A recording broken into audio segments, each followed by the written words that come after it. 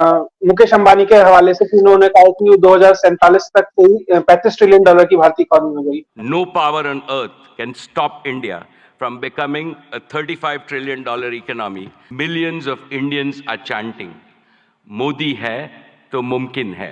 ये नरेंद्र मोदी जो हैं वो most successful PM of India's history, Bharat की तारीख के सबसे ज्यादा कामयाब तरीन वजीर आजम करार दिया है अंबानी ने अपने वजीर आजम। बिजनेसमैन है इंडिया के, उनका कहना ये है कि जी 2047 तक जो है वो सिर्फ गुजरात, अगर हम गुजरात स्टेट की बात करें तो सिर्फ गुजरात की इकोनॉमी, भारत के जो स्टेट है गुजरात, उसकी इकोनॉमी जो है वो तकरीबन $3 ट्रिलियन तक पहुंच जाएगी। और इसके साथ साथ उनका ये भी कहना है कि जी 2047 तक, यानी कि जब 100 साल पूरे हो जाएंगे आज़ादी मिले हुए भारत को, यानी 1947 से 2047 तक, उस वक्त तक $35 ट्रिलियन की इकोनॉमी बन चुका होगा। वो अपने प्राइम मिनिस्टर के साथ हैं अपने कंट्री के लिए, जैसे मैंने कहा कि 2 लाख करोड़ जो वो कह रहे हैं हम गुजरात में नेक्स्ट 5 इयर्स में इन्वेस्टमेंट करेंगे, तो आप देखेंगे कि गुजरात कहाँ पहुंचता है और फिर इंडिया जो है मजीद आगे कहाँ पहुंचता है। उन्होंने दूसरों को देख के बहुत कुछ सीखा है। आप अर्ली 90s में देख लें, जैसे पाकिस्तान की इकोनॉमी ऊपर थी, इवन के उस टाइम जो गल्फ कंट्रीज थी उनकी भी इतनी ऊपर नहीं थी इकोनॉमी जितनी पाकिस्तान की थी। तो इंडिया ने पाकिस्तान को देख के बहुत कुछ सीखा। वहाँ से उन्होंने अपनी इकोनॉमी को स्टेबल किया, ग्रोथ उनकी आज देख लें दुनिया की टॉप 5 बेस्ट इकोनॉमीज में इंडिया आता है और पाकिस्तान टॉप 40 में भी। आपको जो फैसिलिटी चाहिए हमसे मांगे, हम आपको वो प्रोवाइड कराएंगे। आप यहाँ आए, अपनी बिजनेस सेटअप करें और हर वो फैसिलिटी जो आप चाहिए, सुरक्षा चाहिए, बिजली चाहिए, पानी चाहिए, इंफ्रास्ट्रक्चर चाहिए, टैलेंट चाहिए, ह्यूमन रिसोर्स चाहिए। मोदी जो है वो अगेंस्ट पाकिस्तान है, अगेंस्ट मुस्लिम्स है, नो डाउट वो होगा, बट जितना भी वो है वो अपने कंट्री के लिए बहुत अच्छा है। हालात तो बहुत ज़्यादा ख़राब है, आपके सामने मुल्क तबाह हो चुका है, डिफ़ॉल्ट हो चुका है मुल्क। तो आपको लगता है कि जहाँ पे वो 5वीं बन गए हैं अब वो 3री भी बन जाएंगे? हाँ जी, वो हम पाकिस्तान से ऊपर ही जा रहे हैं। नमस्कार दोस्तों, भारत की जो इकोनॉमी है वो 35 ट्रिलियन होने वाली है, ऑलमोस्ट हो चुकी है और आने वाले समय में भारत रैंक नंबर 1 पे आ जाएगा। हाल फिलहाल में भारत 5वें नंबर पर है, लेकिन जल्द ही इसको जो इकोनॉमी है वो नंबर 1 या नंबर 2 या नंबर 3, टॉप 3 में तो ऑलमोस्ट आने की तादाद पर है ही। और गुजरात गए मिस्टर अंबानी, जो कि बहुत बड़े इंडिया के रिचेस्ट मैन है, बिजनेसमैन है, उन्होंने ये स्टेटमेंट दिया कि जो अब तक के जो प्राइम मिनिस्टर है वो मोदी जी जैसा कोई भी नहीं, वो बहुत ही ज़्यादा अच्छे लीडर हैं और बहुत ही ज़्यादा अच्छे प्रधानमंत्री हैं। जिसे सुन के प्रधानमंत्री तो खुश हुए ही, लेकिन साथ ही लोगों ने इस चीज़ से एग्री किया कि सच में प्रधानमंत्री मोदी बहुत ही ज़्यादा अच्छे लीडर है और बहुत ही ज़्यादा अच्छे प्रधानमंत्री भी हैं। साथ ही दोनों देश, पाकिस्तान और भारत, दोनों साथ में आज़ाद हुए थे, लेकिन दोनों की इकनॉमी में बहुत ही ज़्यादा अंतर है। जहाँ एक भारत इतनी अच्छे से ग्रो कर रहा है, वहीं दूसरी तरफ पाकिस्तान ख़त्म होने की तादाद पर है। तो चलिए देखते हैं क्या रिएक्शन है इस पे पाक मीडिया का और चलते हैं पाक मीडिया की ओर। जो है वो गुजरात के अंदर लेके आ गए हैं और मोहम्मद बिन ज़ैद को लेके आना इस एक बड़ा कदम था। फ्रैंकली उसकी वजह यह है कि मोहम्मद बिन ज़ैद एक तो कुछ MOUs भी साइन हुए हेल्थ में, और पर्टिकुलरली जो ministry of food processing industry है इंडिया की, उसने इन्वेस्टमेंट कॉपरेशन फूड पार्क के हवाले से, फूड पार्क्स जो हैं MOUs नॉर्मली इनकी वैल्यू कोई नहीं होती, but this is a sort of आप कह लें कि एक स्टेप होता है टूवर्ड्स द डायरेक्शन।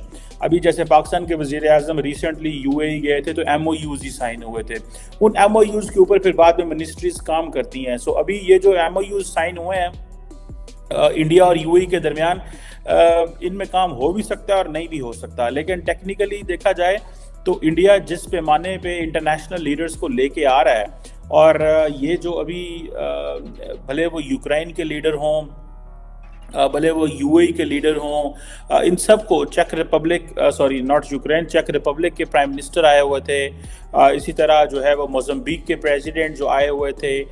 सो 4-5 उन्होंने लीडर बुलवाए हैं और उनको ये बताने की कोशिश कर रहे हैं कि भाई वाइब्रेंट गुजरात का क्या मतलब है। तो सबसे इम्पॉर्टेंट चीज़ जिसको मैंने देखा इस सारी वाइब्रेंट गुजरात समिट में, एक तो मोहम्मद बिन ज़ैद का इसमें खिताब बड़ा इम्पॉर्टेंट था। जो दूसरी सबसे इम्पॉर्टेंट चीज़ थी उसमें ये थी कि नरेंद्र मोदी को ब्रदर कहा। इंडिया के साथ उन्होंने कहा स्ट्रॉन्ग टाइज हैं, एंड ब्रदर पीएम मोदी। आपको इस चीज़ की सिग्निफिकेंस होनी चाहिए कि व्हेन अथॉरिटेरियन लीडर्स, आप देखें मोहम्मद बिन ज़ैद जो भी हैं कोई इलेक्टेड रिप्रेजेंटेटिव तो नहीं है, ये वो एक फैमिली है जो रूल कर रही है यूनाइटेड अरब एमिरेट्स को फॉर लॉन्ग। सो जो ब्रदर है वो पाकिस्तान के लीडर्स को भी ब्रदर कहते हैं, लेकिन हमारे जो लीडरशिप है वो ब्रदर तो कहते हैं, लेकिन हम फिर उस ब्रदरहुड का नजायज़ फ़ायदा उठाते हैं। हम फिर अपने लिए फेवर्स मांग लेते हैं, हमारे लीडर्स गाड़ियाँ मांग लेते हैं, उनको तोहफे आ जाते हैं, ये इशारे देते हैं उनको कि भाई हमें ज़रा हज करवा दें, हमें तोहफे में गाड़ियाँ दे दें, हमें ख़तरा है तो वो मर्सिडीज़ बेच देंगे। इस तरह की चीज़ें जो है वो होती हैं, तो वो समझते हैं और फिर देन ये चीज़ें चलती हैं। लेकिन on the part of this Narendra Modi, उन्होंने कहा जी ब्रदर पीएम मोदी, ठीक है जी। और इसमें G20 इसमें भी उन्होंने G20 का हवाला दे दिया कि हमने किस तरह अफ्रीकन यूनियन को इंगेज किया, वो जो मोज़म्बिक इधर उधर बाकी जो बहुत सारे कुछ अफ्रीकन मेरा ख्याल है लोग भी आए हुए थे, अफ्रीकन मुल्क के लोग भी आए हुए थे, कंपनियां भी आई हुई थी। मोदी साहब ने भी UAE प्रेसिडेंट को ब्रदर कहा, ठीक है जी। और ये obviously these were the optics which Pakistan would have never wanted कि इंडिया इतना ज्यादा करीब हो जाए। और कोस्ट लाइन चाहिए, मार्केट चाहिए, आपको हम सब लाके देंगे, आप यहाँ पे आइए इंडस्ट्री। तो वो हर साल जनवरी के आसपास वो होती है, तो जनवरी में ही वो समिट हो रही थी। तो उसमें जो मुकेश अंबानी है, आज भारत के सबसे अमीर व्यक्ति है, उन्होंने कहा कि भारत $35 ट्रिलियन की इकोनॉमी 2047 तक बन जाएगा दरअसल। और गुजरात को भी उन्होंने 3 से 4 ट्रिलियन डॉलर की इकोनॉमी कहा है कि लगभग ये बन जाएगा। यही नहीं, उसके अलावा उत्तर प्रदेश 1 से 1.5 ट्रिलियन डॉलर की इकोनॉमी बन जाएगा। महाराष्ट्र ऑलरेडी 1 ट्रिलियन के आसपास है, वो 2 या 3 ट्रिलियन के आसपास आ जाएगा। तो ऐसे बहुत से राज्य हमारे यहाँ बन जाएंगे जो 1 ट्रिलियन डॉलर से बड़ी इकोनॉमी होंगे। बहुत से ऐसे देश नहीं है जिनकी 1 ट्रिलियन डॉलर की इकोनॉमी है, या कई ऐसे राज्य हो जाएंगे जिनकी स्टेट्स जिनके कई ट्रिलियन डॉलर्स की इकोनॉमी खुद में होगी। तो भारत ऐसा क्या कर रहा है, ऐसा क्या एक्सपोनेंशियली क्या किया कि एक्सपोनेंशियल राइज हुआ भारतीय इकोनॉमी में। अभी एस्टिमेट है कि हर 1 साल में या हर 1.5 साल में हम 1 ट्रिलियन डॉलर अपनी इकोनॉमी में जोड़ने जा रहे हैं। जब मोदी जी आए 2014 में, उन्होंने सबसे बड़ा रिफॉर्म ये किया कि उन्होंने इंफ्रास्ट्रक्चर के ऊपर जोर दिया।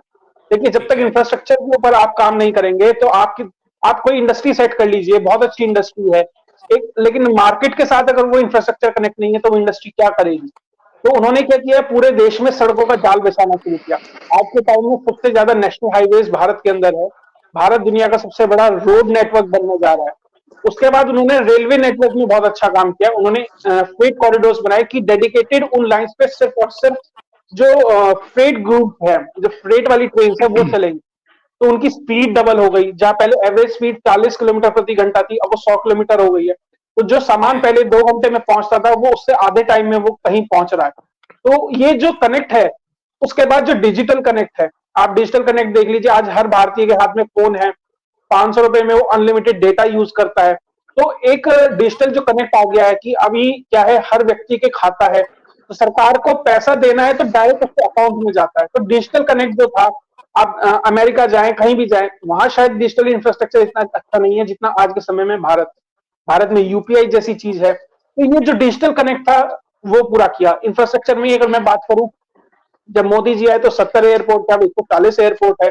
जितने भी छोटे शहर है, कम से कम Tier 2 सिटीज है, आज वहां पे एयरपोर्ट आ रहा है। तो आप समझ सकते हैं कि किस तरीके से एक इंफ्रास्ट्रक्चर कनेक्ट हुआ, एक डिजिटल कनेक्ट हुआ। उसके बाद सबसे इंपॉर्टेंट चीज अगर कोई होती है वो होता है ह्यूमन रिसोर्स। हाँ, हमारे अंदर टैलेंट था, लेकिन हमारे पास वो प्लेटफॉर्म नहीं था, वो कॉन्फिडेंस नहीं था, तो वो लीडरशिप नहीं थी। वो प्रधानमंत्री नरेंद्र मोदी के आने के बाद हुई। उन्होंने ये कहा कि तुम करो, तुम बढ़ो, मैं तुम्हारे साथ खड़ा हूं। तुम्हें कोई सपोर्ट चाहिए मैं दूंगा, तुम्हें सिक्योरिटी चाहिए वो मैं दूंगा, तुम्हें इंफ्रास्ट्रक्चर चाहिए वो मैं दूंगा, तुम्हें डिजिटल कनेक्ट चाहिए वो ला के दिया जाएगा, तुम्हें पैसा चाहिए, इंडस्ट्री सेट करनी है, पैसा लाया जा रहा है।